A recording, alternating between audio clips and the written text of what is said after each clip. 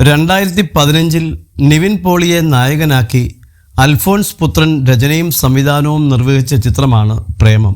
സായി പല്ലവി, Anupama Parameswaran, Madonna Sebastian എന്നിവർ നായികമാരായി എത്തിയ ചിത്രം വലിയ വിജയമായിരുന്നു.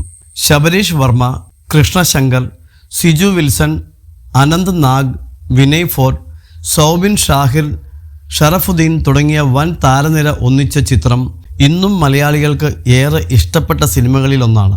ചിത്രത്തിലെ പാട്ടുകൾ തെന്നിന്ത്യ ഒട്ടാകെ വലിയ ശ്രദ്ധ നേടിയിരുന്നു. പ്രേമത്തിന് ശേഷം ആ കൂട്ടുകെട്ട് വീണ്ടും ഒന്നിച്ച ചിത്രങ്ങൾ അധികം വന്നിട്ടില്ലായിരുന്നു.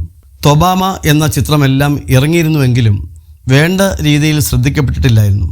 കേരളത്തിലും തമിഴ്നാട്ടിലും ഒരുപോലെ ശ്രദ്ധ നേടിയ നേരവും ഈ കൂട്ടുകെട്ടിൽ പിറന്ന ചിത്രമായിരുന്നു.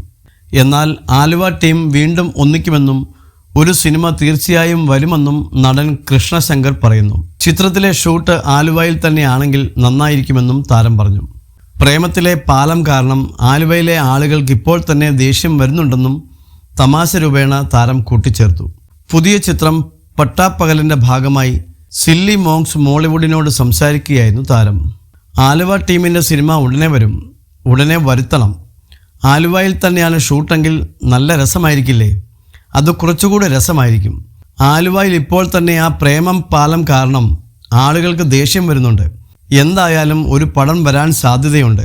സാധ്യതയല്ല, വരും എന്നാണ് എൻ്റെ വിശ്വാസം, കൃഷ്ണശങ്കർ പറയുന്നു.